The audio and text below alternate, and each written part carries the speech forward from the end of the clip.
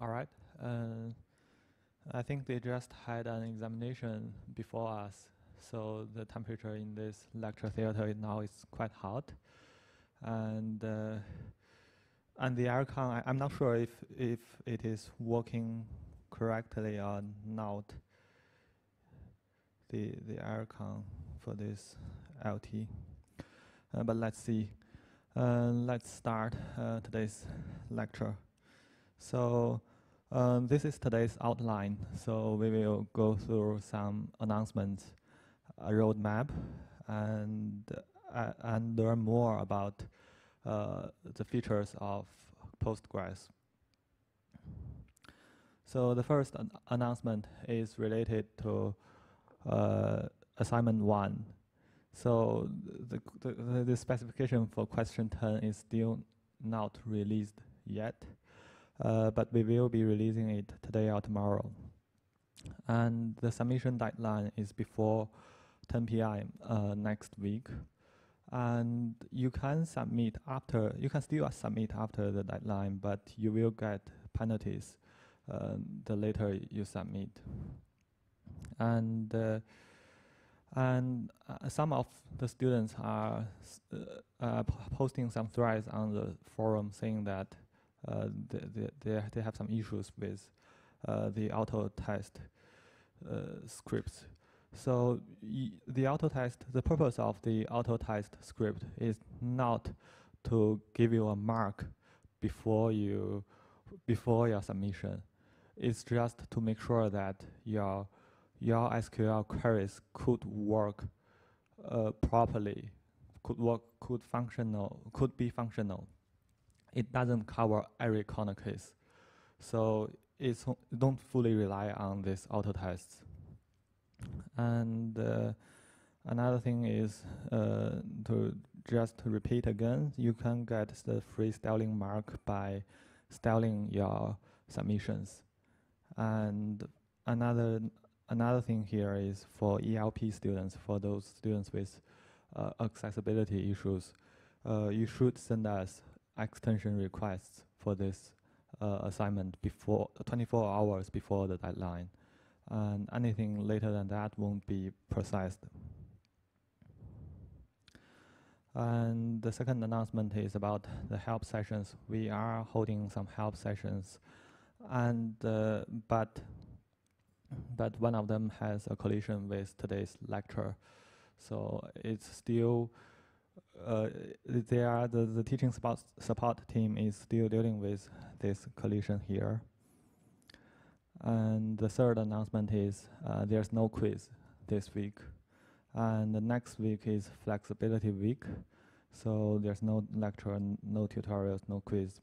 You can do your assignment, and I suggest you to use this time to relearn Python, because we will be using Python in the second half of this term, and you will be using it for your assignment too. So you should take this time to relearn Python.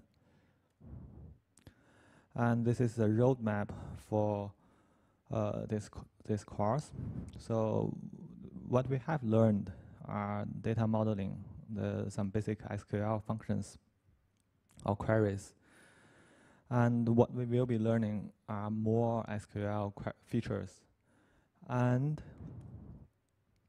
in week 7, we will be learning how to use programming languages to interact with these database management systems, Postgres in particular. So the programming language we will be using is Python, and we will release assignment 2 by the end of week 7, and it is related to using to writing some Python scripts for dealing with SQL queries. And in week 8, since we already learned the basics of SQL, the basics of how to use programs to interact with the database management systems, we will touch some theoretical part of database management systems. So we will be learning some relational design series on week 8. And on week 9, we will be learning some relational algebra. That is also some theoretical topic. And the expected deadline for submitting your assignment 2 is by the end of week 9. But we may defer to week 10 to give you more time, because we are considering reusing a database that was once used before in one of the previous terms, and it was complained by the students as being too complex. But I think you will be able to handle that, and it's a very interesting database. And I think you will be able to handle that. And we will try to modify the questions to make it less hard, less complex for you to deal with. And on week 10 is our last week. We will be learning some transactions managed by database management systems, and we will have a course review. And there will be a guest lecture from some experts from the industry. But on week 10, I might be going for a conference outside Sydney, and I will provide you lecture videos if so. So that's our roadmap. And now let's jump into the main content today. So the first topic we are going to cover today is called aggregates. So we have already learned aggregations actually.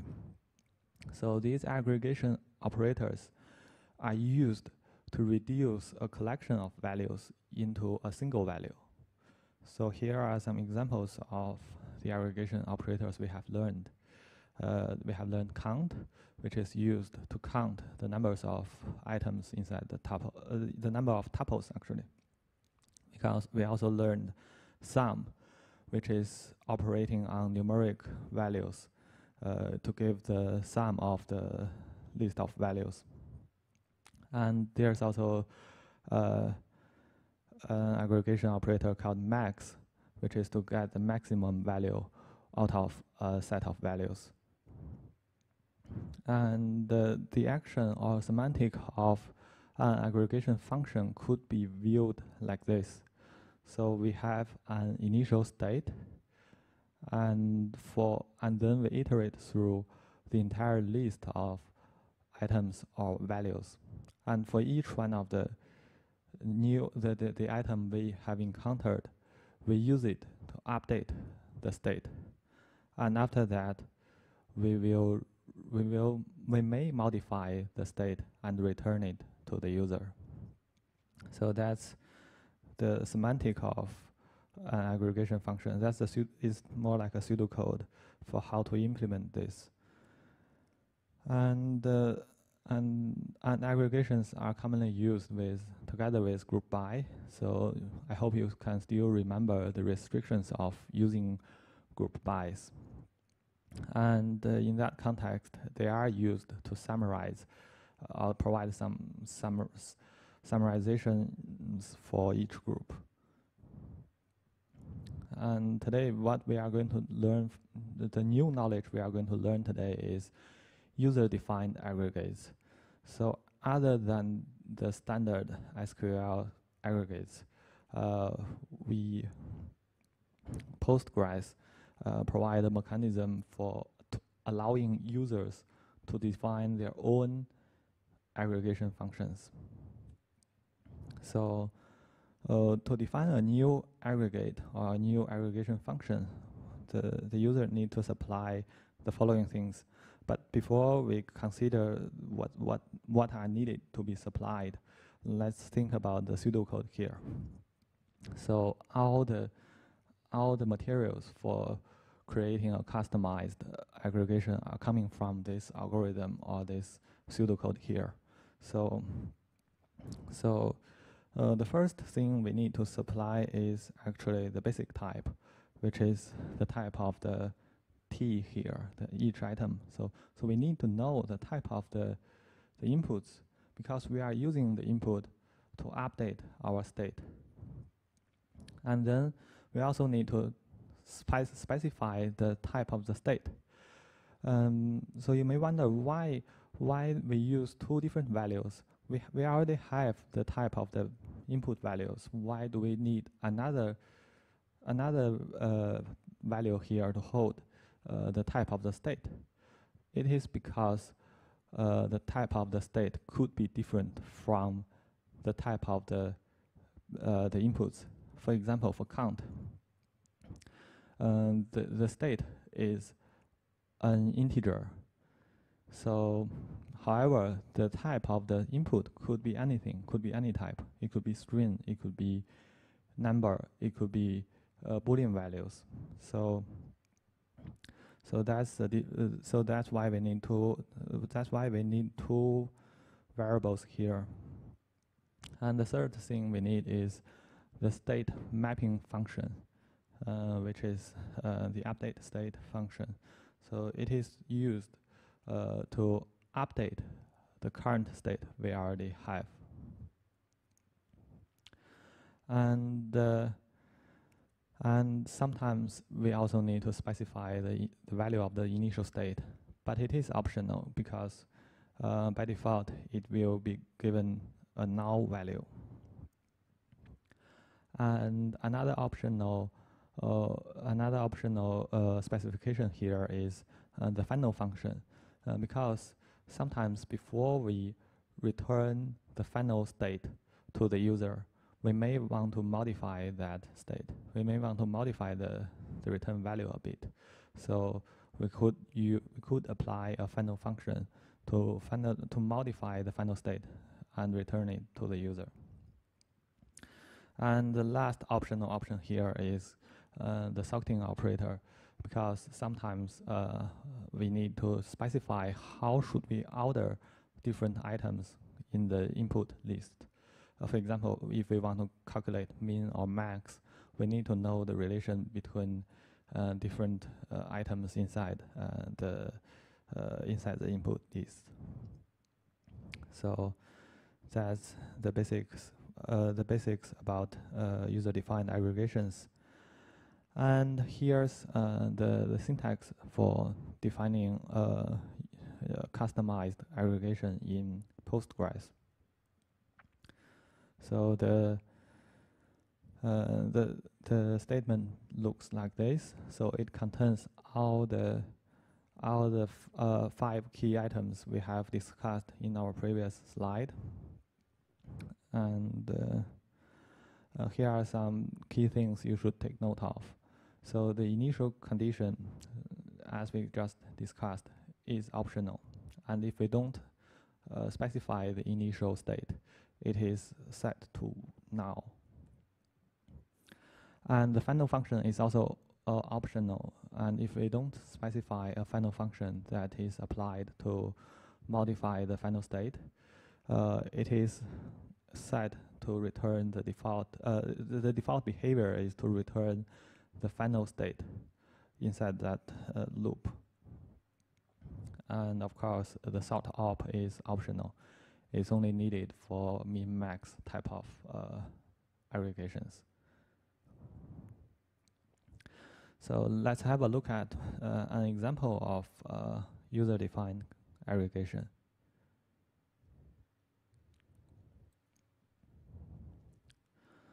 So in this example, we have one table that is called sample data.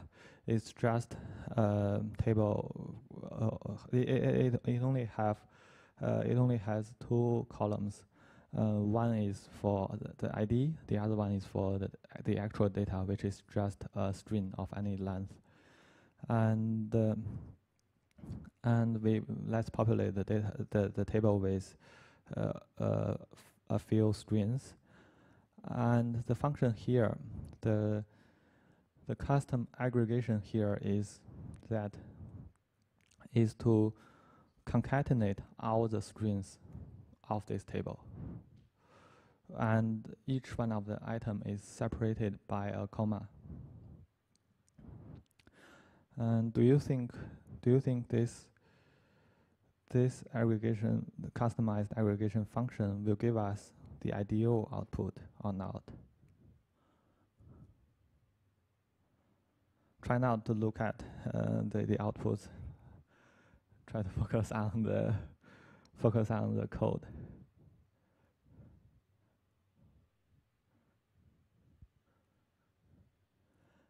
As you can see here, the state type is text. The initial state is just an empty string, and the function used to update the string is this one here.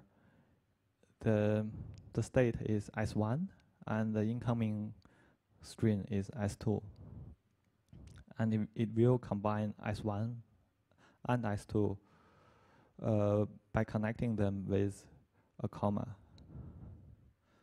So do you think this one will give us the ideal output?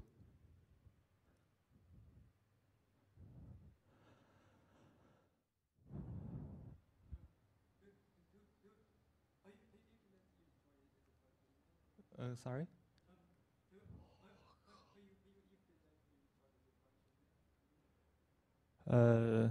Actually, it won't give us the ideal result. The reason is because the initial state is an empty string, and if we just in the first loop, if we just combine an empty string with the first item in the column, it will give us a comma at the start of the final string we have. So if we run the result, if we run this program, you will see that the concatenation is not ideal. We have a leading comma at the start of the string. So how should we remove this? So do you have any idea? Can you think about it?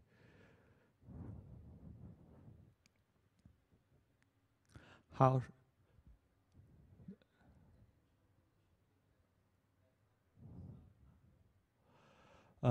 We can't get rid of the initial.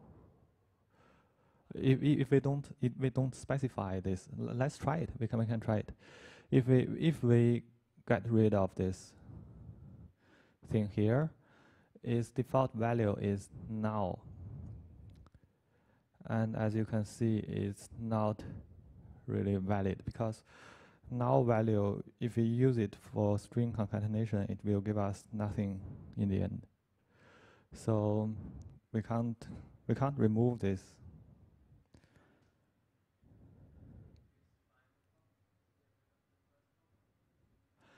Yes, actually we need to change the function here. We need to change this. But yeah, one possible way is to use a final function, and instead of using a final function, what we can do is we can modify our update function here. And what we can do here is a PLPG-SQL function. So we can use if-else, we can use loops. So what we can do is, if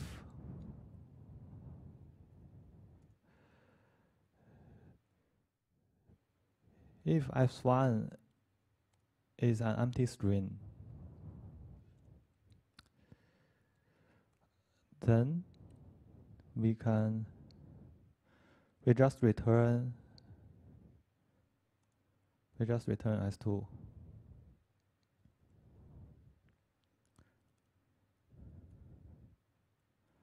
Otherwise,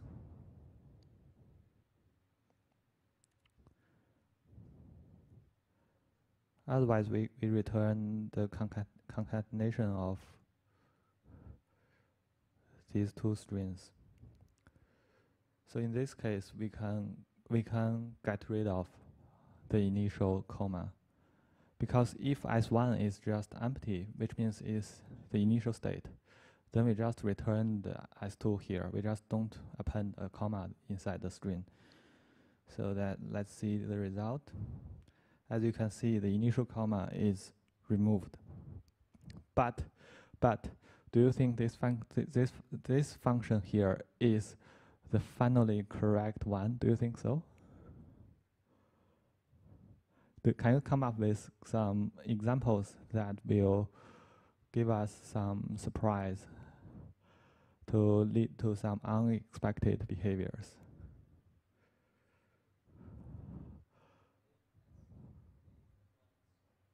Yes, yes, yes, let's try it. Let's try to add some blank strings to S2s. Let's see what will happen here. As you can see, we have two commas in a row, and that is not what we want. And how do we deal with this case? So following our previous idea, we can add another if-else branch and add another branch here to deal with S2. So what we can do is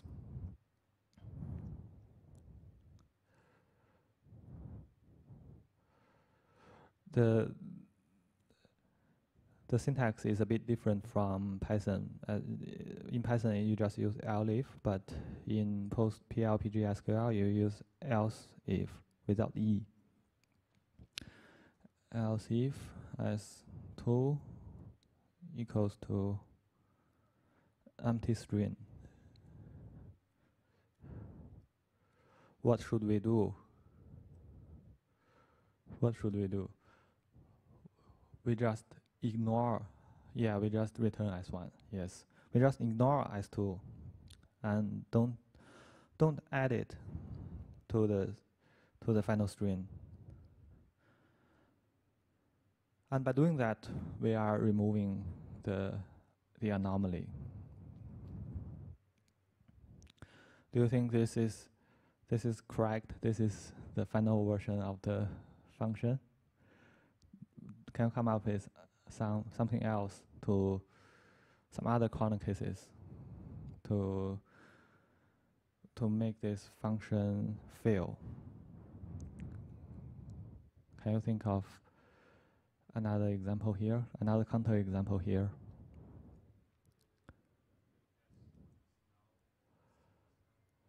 Yes, let's try to add null values to this and see what will happen. Because we don't specify data to be not null, so it could take null values. As you can see, if we try to append null values into the string, it will give us nothing in the end. So we need to deal with null values. So what we can do is if s1 equals to null, or a is empty, or s1 is null. Remember, we don't use the equal sign to check whether a value is null or not. We use is, and it's better if we use uppercase. Or S2. So we should filter out the null value cases, and it will work again. So this is how you could gradually modify your PLPG SQL function to make it work properly.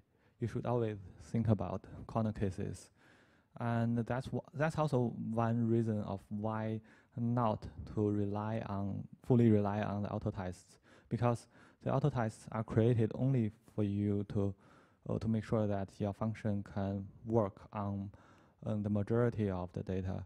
It doesn't cover every corner case, and if you want to get a full mark for your assignments, you need to consider every corner case, and this is just an example here, and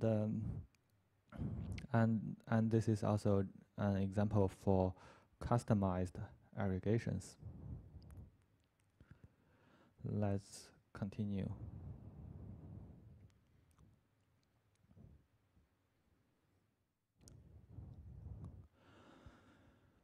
So just now we have learned in Postgres we can have customized aggregations other than the standard one provided by the DBMS.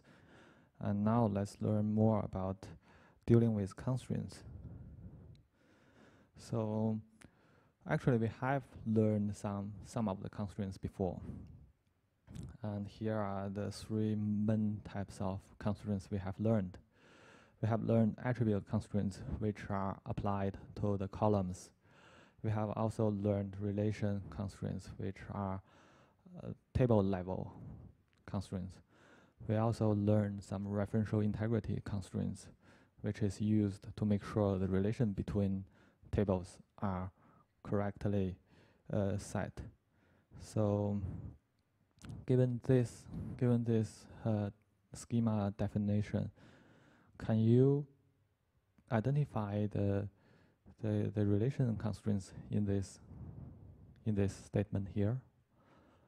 So how many relation level constraints are there in this statement? Or table level constraints?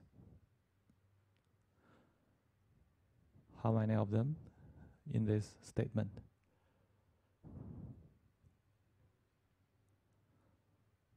How many? No, more than one.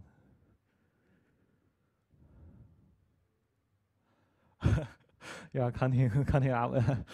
And actually, the answer is 2, because the primary key actually is a table level constraint. It's not an attribute constraint. And the second constraint here is just to check if the salary is larger than age times 1,000. So that's the two relation level constraints.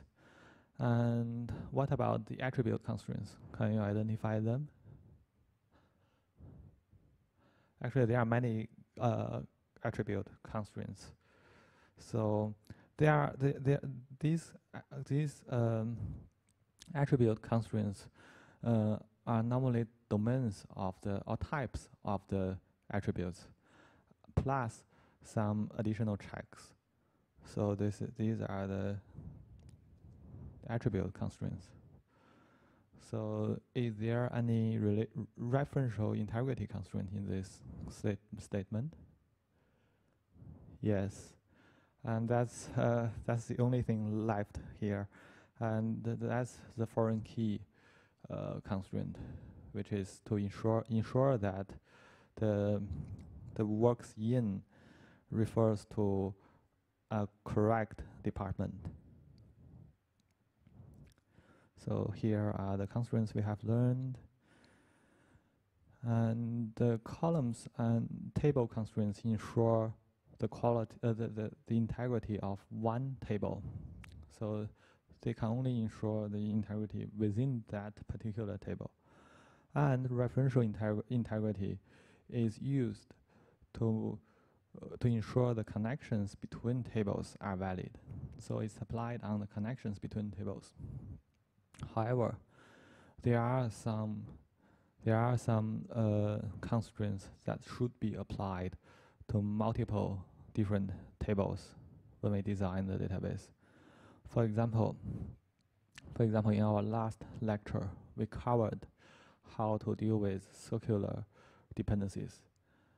And dealing with circular dependencies requires us to insert multiple values when we want to do the insertion. And how do we ensure that? It requires us to apply constraints for multiple tables. So in this case, we need assertions. So assertions are schema level constraints. So it works on multiple schemas. And it typically involves multiple tables, and it is used to describe a condition that must be held at all times, and it needs to be checked on each change to all the relevant tables specified in the assertion. And if the change fails to causes the check to fail, the change will be rejected or reverted. So this is the SQL syntax for assertions. So basically, it's just create assertion followed by assertion name and a check. And normally, the condition is expressed as there are no violations of certain cases in the database. So the check condition here is normally made up of a query to find out all the violations and to check the non-existence of violations. So this is normally how we implement assertions. So this is an example here for checking the number of students in any UNSW course must be smaller than 10K. So this assertion here is, so you can see that we try to use a query to collect all the anomalies and check for non-existence of the anomalies. So this is normally how we implement this. And since this assertion involves two different tables, courses and enrollment, so every time when we change either courses or enrollments, this assertion will be applied to check for integrity. So this is an example of assertions. However, as you can see, assertion is very powerful. It allows us to apply some constraints on schema level across different tables. However, it has two big drawbacks. It is very, very expensive because we need to determine the assertions need to be checked every time when we run one statement. We need to collect a list of assertions and see whether this assertion needs to be applied. And the second one is, if we run a query and it's followed by several assertions, it's also very costly. So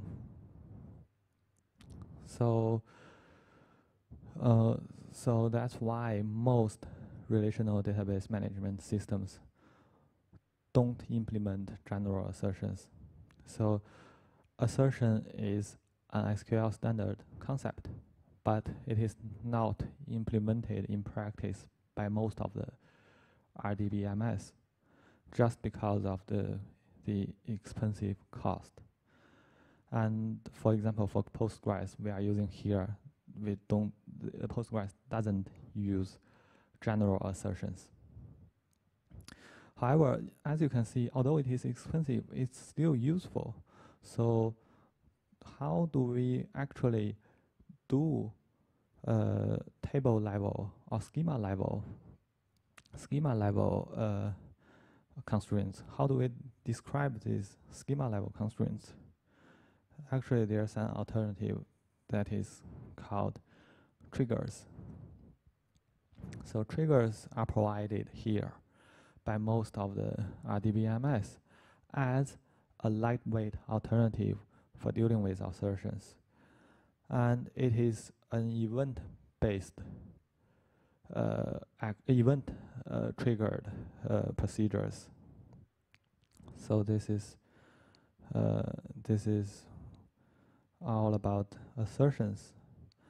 And now let's come to triggers. So assertions are expensive. In practice, we don't use assertions. In practice, we use triggers. So triggers are actually procedures stored in the database. And what's the difference between a trigger and a stored procedure? The difference is that for stored procedures, we need to call the stored procedure. The user needs to trigger the procedure. The user needs to execute or invoke the procedure. But for triggers, they are activated in response to certain database events automatically. For example, database updates. So here are some example usages of triggers.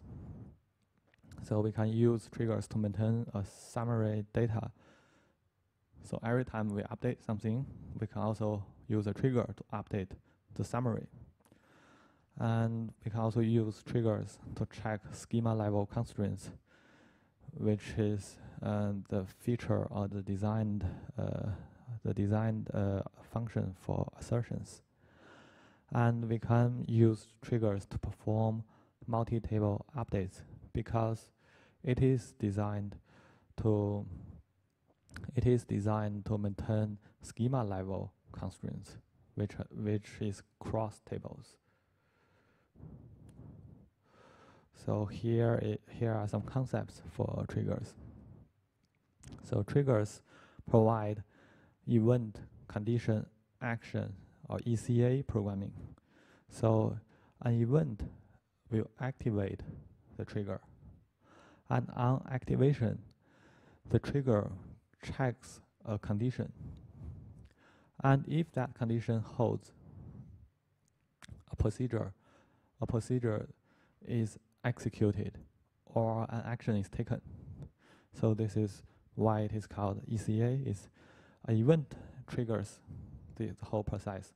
If an event is triggered, then if an event will activate the trigger, and if a trigger is activated, it will check against some conditions, and if that condition holds, it will execute or take actions.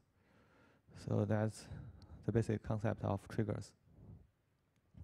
And there are some variations for this process. So the execution or the action taken by the trigger could be before the triggering event, or after the triggering event, or it could replace the triggering event. And if we want to access the data or the object operated by the action, we can refer to both the new and old values of the updated tuples, of the related tuples. And we can also limit the updates to a particular set of attributes, and this is very, very basic. And we can also perform actions. So for performing this action, we can also have choices. We can do it one by one. So we can do it. We can take the action for each of the modified tuple. We can also take note of all the tuples to be modified, and then apply the action once for all of them. So here are some variations, and these variations leads to the actual implementation of triggers in SQL. So the SQL standard syntax, not Postgres, for defining triggers is like this. So we can create a trigger after or before an event. And the action, we can also specify whether the action should be taken one by one for each row, or all at once after we have taken note of all the modified rows. And this trigger is applied on some tables. And we should also specify the condition here. So in this syntax, the for each row clause is used to specify how we take the action. So if this for each row clause appears in this statement, it means that the code or the action is taken on each modified tuple one by one. And if it is not there, the default behavior of the statement is to apply the action to all the affected tuples. of the event. So this is the basic syntax about triggers. And do note that the possible events to be listened on are insert, delete, and update. So they are just the data modification events. So now let's go through the semantics of triggers. So triggers can be activated before or after the event. If it is activated before, it can affect the change that occurs. If there are two special keywords here. So one is called new, the other one is called old. So both of them refers to the actual data or the actual tuple operated or modified by the triggering event. So the event could be insert, could be delete, could be update. And if the trigger is activated before, the new value, the new keyword refers to the proposed data to be changed, and it will actually update the actual statement or the event with the new value. And if the trigger is activated after, the new keyword here refers to the current. Notice that the triggers are always checked before the database takes the actual action. So the new keyword contains the current value as if the tuple has been changed by the event. So the old value contains the previous value as if the tuple has been changed by the event. But that event doesn't really take place in the database. So that's the key here. And if the trigger is activated after, it will assume that the constraint checking has been done for new. And do note that the old keyword doesn't exist for insertion. So when we do insertion, there's no old value, right? We are always inserting new values. So the old keyword is not used in the event related to insertion. And the new keyword does not exist for deletion, because when we delete something, there's nothing new. So the new keyword is not used with the deletion events. And here is an illustration or visualization for triggers. So you can see the difference between the new values and old values, and what are they referring to according to the different types of events. And that's the key here. And let's go through the some different types of events one by one and see how triggers work. So let's assume we have registered two triggers for inserting into table T, and X is registered to be triggered before insertion, and Y is registered to be triggered after the insertion. And here is what happens, the sequence of events if we do an insertion. If we execute an insert statement. So the first thing the DBMS will do is to execute code 1 for trigger X because it's before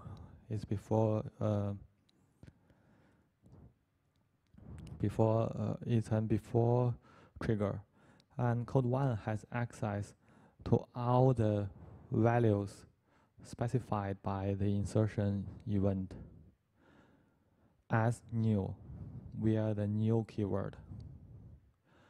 And typically in code 1, what we do is we just check the values of what has been inserted, and we can modify the value of the to be inserted data. And DBMS does constraint checking as if the new tuple is inserted, and if any checking fails, it will abort the insertion and roll back. And after that, we will execute code 2 for trigger Y. And code 2 has access to the final version of the tuple via new. So this time the new value might have already been modified by trigger X. So that's the difference between X and Y here. So actually both of them are using new, and for insertion there's only new, there's no old. And the difference between before and after is that after will take the result from before. So what we do with code 2 is we typically do the final checking or modify other tables. So this is the semantics for insertions. And here are the semantics for updates. So here are the sequence of events. So the sequence is very similar here, but there are some differences in details. So for update, we can have access to both new and old. So in this case, when we execute code 1, which is related to trigger X, code 1 has access to the current version of tuple via old. So when we update something, when we update a tuple, the current what's currently inside the actual table is accessed via old in code 1, and the newer version, the value set as if the set has been executed, are accessed via new. So here are the meanings of the two keywords, and what we do is very similar to the function, the features to be included in code 1 is very similar to what we have done in insertion. So basically we can check all the values of the new and old, and we can modify the values in new, and the DBMS does constraint checking as if this update has been done, and if any check fails, it will roll back. And similar for Y. However, the difference here is in this time the final version of tuple is accessed via new, which has already been processed by X. So that's the key semantics here. And for deletion, it is very, very similar to insertion and update. The only key thing to notice here is that deletions don't have access to new. It's not meaningful to have new keyword for deletions. And instead of new, it's using the keyword old. So the code can have access to what is to be deleted via the keyword old. So here are the semantics of triggers, and let's have a 10 minutes break, and And later on, we will learn more about the mechanisms of triggers and use some examples to do some practices.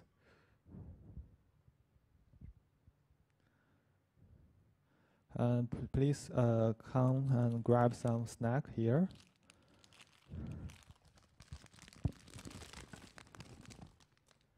Don't be shy.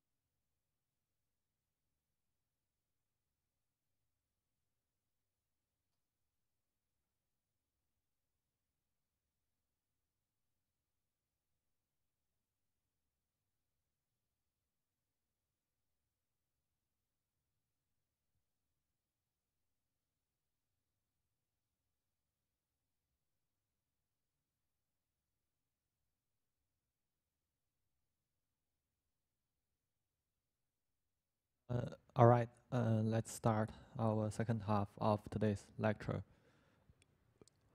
So here are some more concepts. So Postgres triggers provide, actually just now what we have learned is the triggers in SQL standard, and Postgres has its own unique implementation for triggers. And Postgres triggers provide a mechanism for listening to insert, delete, or update events. So this is the same as SQL triggers. And the different thing here is it could be used to automatically activate PLPG SQL functions. So do you still remember how do we manually invoke PLPG SQL functions? What's the keyword for invoking a PLPG SQL function manually? What is that? What's your answer? Huh? No, not execute. Execute is for dynamic queries. For invoking PLPG SQL functions, what's the key? Not call. Call is for stored procedures. But you have one more option left. Yes, select. And it's used almost the same as a table. So we can manually invoke PLPG SQL functions with select. However, we can also assign it to some triggers to be automatically activated when certain event happens. And do note that there are conditions here. It doesn't mean an event happens, it will always be executed, because we need to pass the condition check. We don't want a function to be always triggered. So the syntax for Postgres trigger is like this. So we can create a trigger and we can specify whether it is after, before, or instead of an event or a list of events on certain tables. And we specify the condition that the action should be taken or the function should be invoked. And we can also specify whether the action should be taken for each row of data, affected data, or each statement. And then we execute the procedure of the followed by the function name. And here are the different types of triggers for for Postgres. So the before trigger is executed before the triggering event, and they are used normally used for data validation or modifying data. And after triggers are taken after the triggering event. This is very straightforward, and they are normally used for auditing or logging purpose. And the instead of triggers are very useful for dealing with views, and we will show you some examples later of why they are useful for views. And because we can't do some events for views, we can't easily insert or update or delete from a view. But what we can do is, if we want to affect the actual table through a view, we can use the instead of event to do that. And there are for the action point of view, we can categorize triggers as row level or statement level. So row level triggers are executed or fired once for each row affected by the triggering event. And statement level is fired once for each SQL statement that causes the triggering event. So it is regardless of how many rows the statement could affect. And And here are something more about some more concepts here, and which is about returns.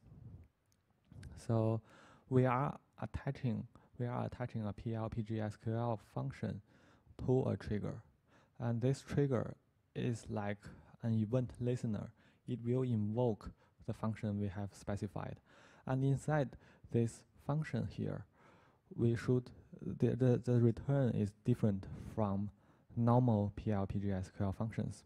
So we can return new, we can return old. Remember the keyword new and old, they have different meanings. They are referring to different things according to the type of the triggers. So if we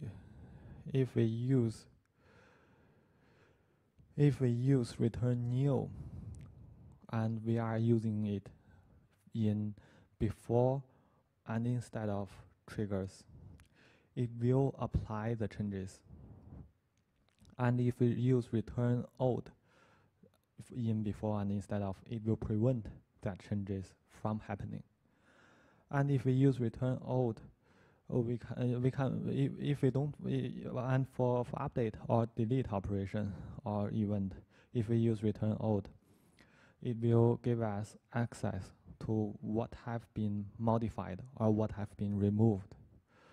So it doesn't affect the execution of the result because it's already happened, and it's commonly used for logging. So it doesn't affect whether the changes are applied or not.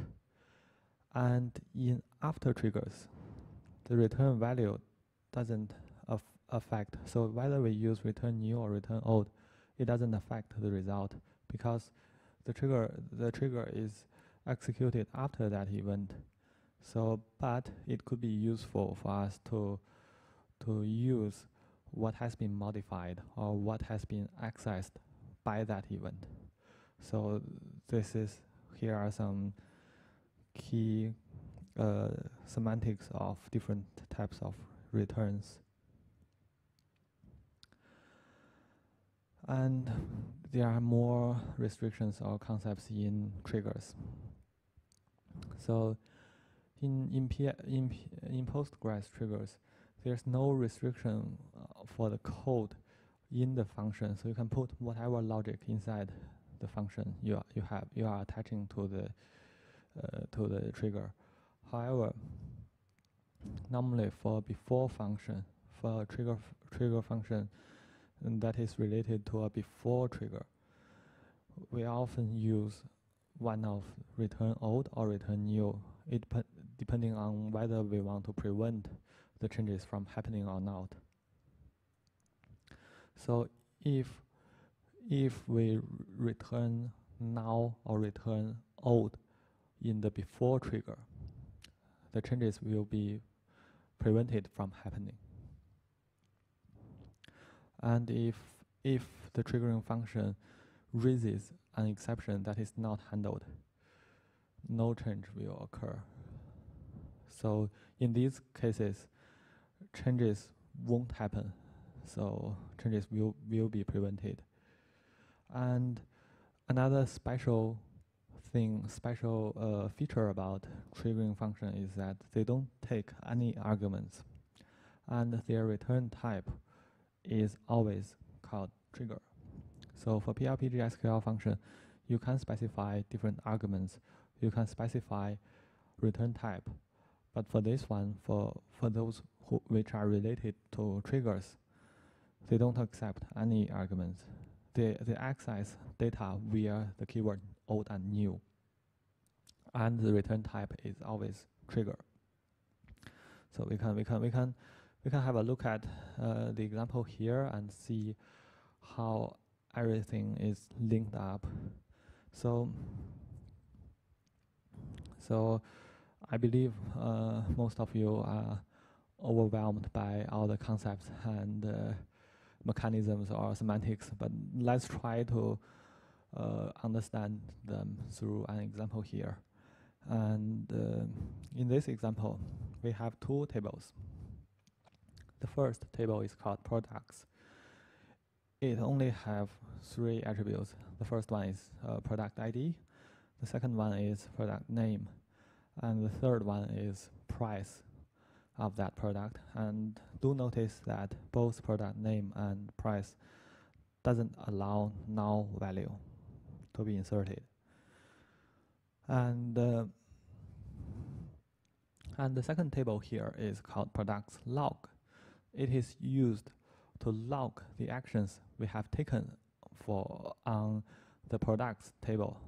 So it is just for logging purpose. So it just logs what we have been doing with the product table. So this is the products log table, and now we have a view here which is called products view. It's just a collection of all the product names. It's just a collection of all the product names. And initially, let's populate the products table with 3 products. And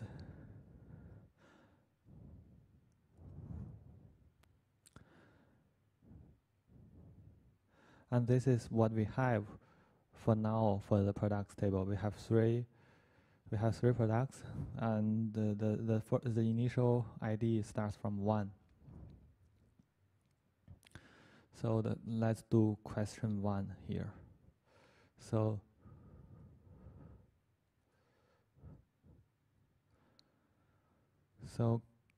can we insert to the actual table through the view here?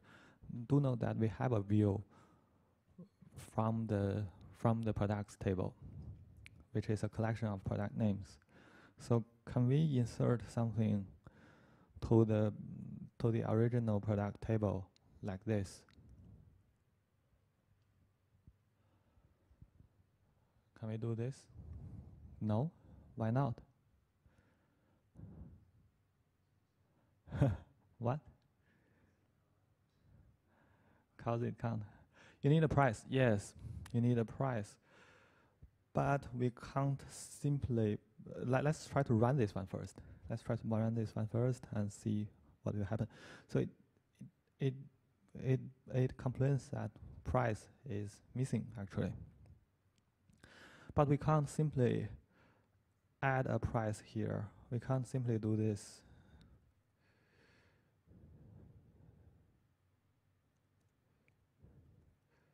We can't do this. Sorry, we can't do price. Sorry, price. We can't do this because price is not specified in the view. This will only have product name. If we do this, it will also give us an error here. So price is not actually, does not exist in the view. So this insertion will fail if we operate directly on the view. However, if we remove this price constraint, if we remove this price, the not now constraint, do you think our insertion will be successful or not? Let's say we allow the price to be null. Do you think it will be successful or not? Yes. Actually, the answer is yes. As you can see, we are inserting a mouse successfully through the view because this time, if we allow the price to be null, the default value of that insertion for price is null, and it is allowed, and that's why it won't complain. But let's try to add this constraint back. And if we have this constraint, it won't work. So in this case, we can't simply insert into views. However, if we insist on modifying the original table through the view, we can use a replace trigger, or instead of trigger. So this is the definition of the function and the trigger. Let's try to go through the concepts we have learned through this example here. So in this trigger here, we need to specify the name of the trigger. We need to specify when will the action be taken. In this case, it's neither before nor after. It's instead of. So it's replacing the original event. So it's replacing all the insert events happening on this product view. And if we insert multiple values, we want to trigger our function row by row. So if we insert multiple rows, we want to apply our function row by row. And this function applied here is not a normal PLPG-SQL function. As you can see here, it doesn't take any arguments. And the return type is trigger. And inside the function, as you can see, we access external data via the keyword new. So remember, new old doesn't exist for insert events because it's not meaningful. We don't have old data when we do insertion. So we only have new data, and the new data refers to the new tuples to be inserted into the table. And since we have this for each row keyword here, so this new here only refers to one row every time. So what we can do is since price doesn't allow us to have null value, we have to insert some default integers or whatever numeric values. So what we can do is inside this function here, we can take the product name from the event, from the insertion event, via the new keyword here, and then we provide a default price to be inserted into the original table. And this insertion will replace this one here because of the trigger, because of this is an instead of trigger. So let's try to run this run the commands again. As you can see, mouse is inserted correctly, and its price is modified. It's set to 1,000 because of the function here. And normally, if we try to insert into views, it will be prevented, and it will run into a lot of errors. But if we add some triggers to wrap things up, it allows us to do we can actually modify the original table this time. So this is the first example, and do take note of the syntax, the features of the trigger functions here. Let's now look into the second example here. So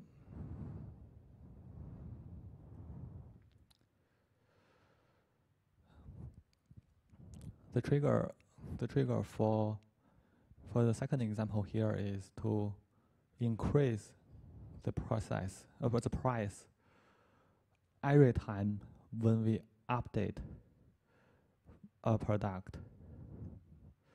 So let's try to understand the trigger here. So the trigger the triggering event, the triggering action happens before the event. Before what kind of event? Before updates. So every time when we try to update which table, update the products table. Every time when we try to update the products table, this trigger, some action will be taken before that update. And what kind of action will be taken? And this action to be taken here is specified by this PLPG SQL function. And let's have a look at what this function will do. So in this function here, so for update used with before, the new keyword refers to what? Refers to the value to be updated. The new value refers to the new value. So this is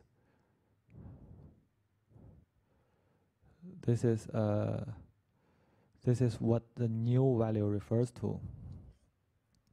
And then what we do in this function is to add a 10% increase to the new price to be updated. And then we insert a log into the second table, which is to keep track of what we have been doing with the products table. And then we return. So do you think this set of function will do as expected? So will it really update the function, update the price by 10% before we do the insertion, and then update the log? Do you think this triggering function will function correctly? No? I see someone shaking their head. Why not?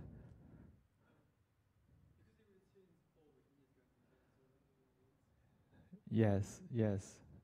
You are very you're very careful. So this one won't function as expected.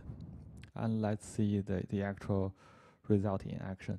So as you can see here, what we do is we try to update the first product ID and set its price to 1,000.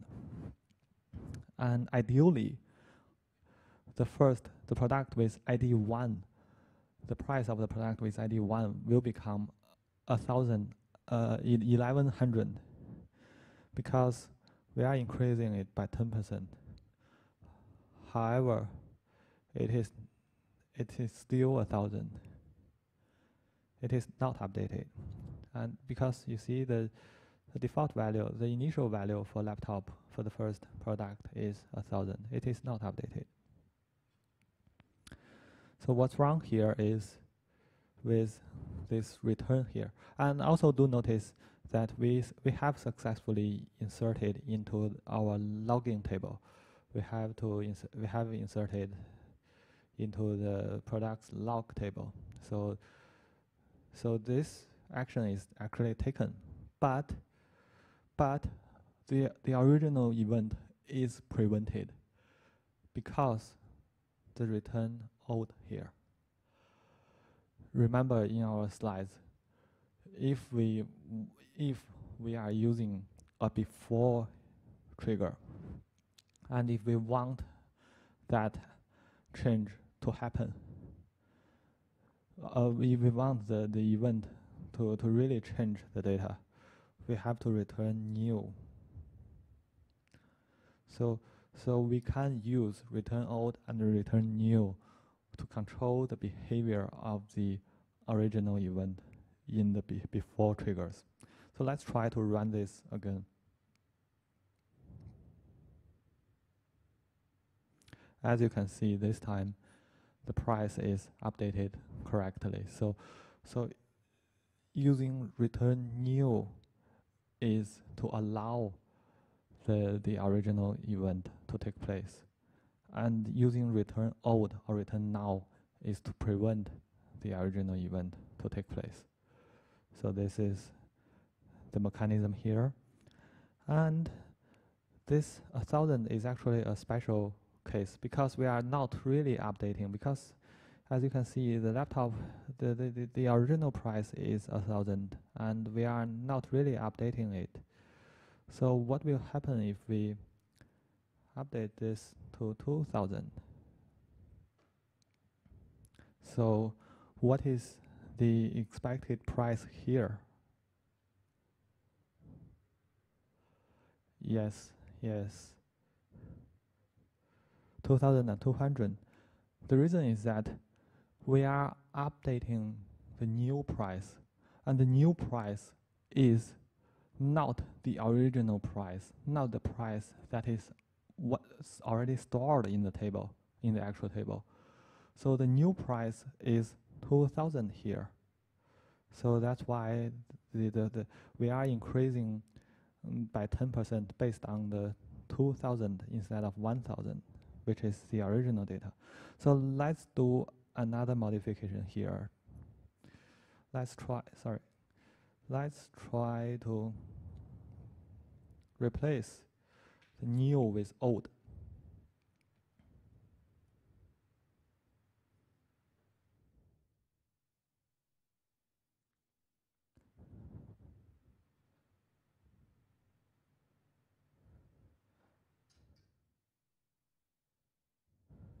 And let's try to replace the second new with old. And what will happen this time? What will be the price here if we set the value to 2000? Yes, it's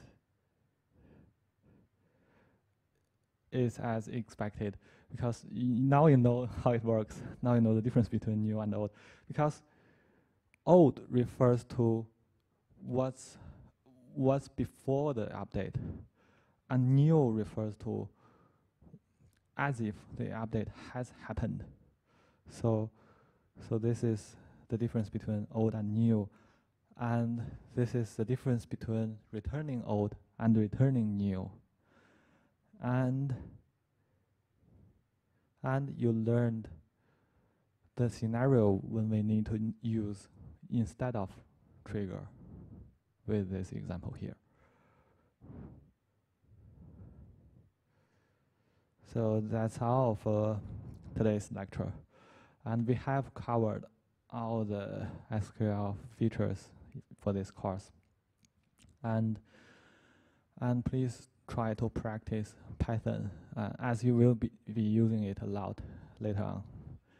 So that's it. Thank you for coming.